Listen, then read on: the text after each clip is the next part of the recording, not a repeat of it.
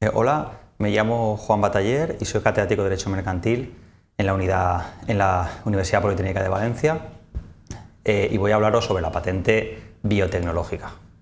El concepto más desarrollado de patente biotecnológica, desde mi modesta opinión, es el que encontramos en el Reglamento de Ejecución del Convenio de Múnich, que es el que rige en materia de patentes en la Unión Europea, y es el que define como patente biotecnológica aquella invención que se refiere a productos consistentes en material biológico o que contienen material biológico o relativas a un proceso por el que se produce, procesa o usa material biológico. Nosotros, en España, como consecuencia de la transposición de la directiva de 98/44, la ley de patentes, en su artículo 4, sufrió un añadido. Es decir, tradicionalmente, y esto también es importante destacarlo, se negaba la patentabilidad a aquellas invenciones relacionadas con la biotecnología. Fue a raíz de esta directiva cuando en España se implementa el concepto partiendo de los tres requisitos clásicos de la patentabilidad: que sea nueva, que implique actividad inventiva y sea susceptible de aplicación industrial. Se añadió que también podía serlo cuando estuviera compuesta o contuviera materia biológica o un procedimiento mediante el cual se produzca, transforme o utilice materia viva.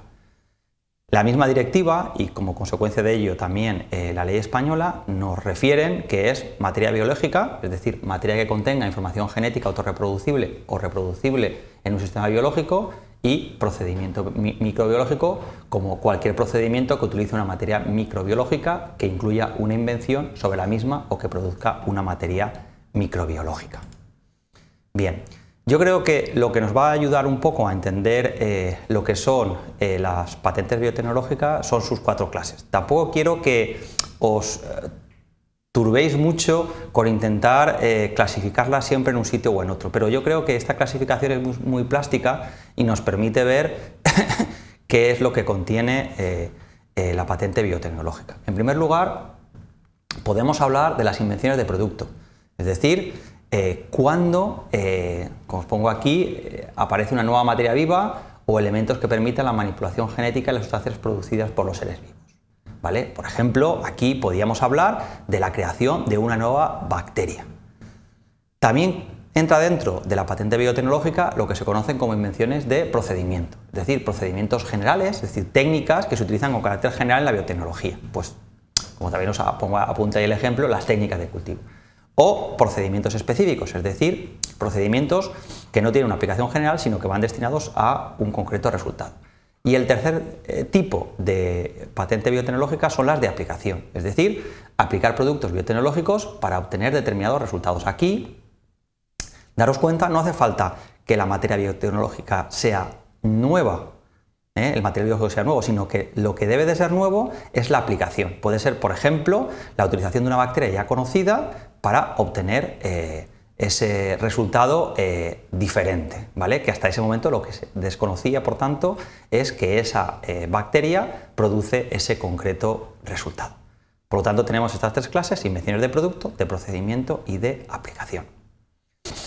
En cuanto a la patentabilidad de la biotecnología, deciros que es la directiva, como he dicho, 98/44 la que lo introdujo y por lo tanto permite esta ruptura de lo que hasta este momento había sido la concepción clásica de patentabilidad, porque siempre la patente había sido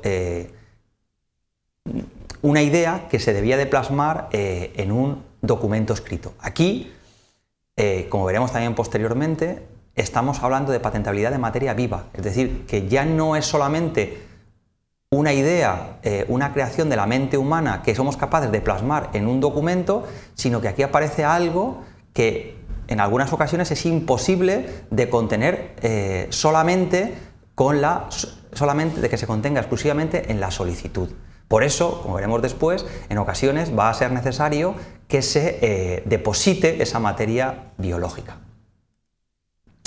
Por contra, no son patentables las variedades vegetales y las razas animales. Las variedades vegetales, os recuerdo también que tienen su protección específica, y tampoco son patentables los procedimientos esencialmente biológicos de obtención de vegetales o de animales, es decir, la reproducción de los animales o de los vegetales, en cuanto a sí, como es algo que está en la naturaleza, no es susceptible de patentabilidad.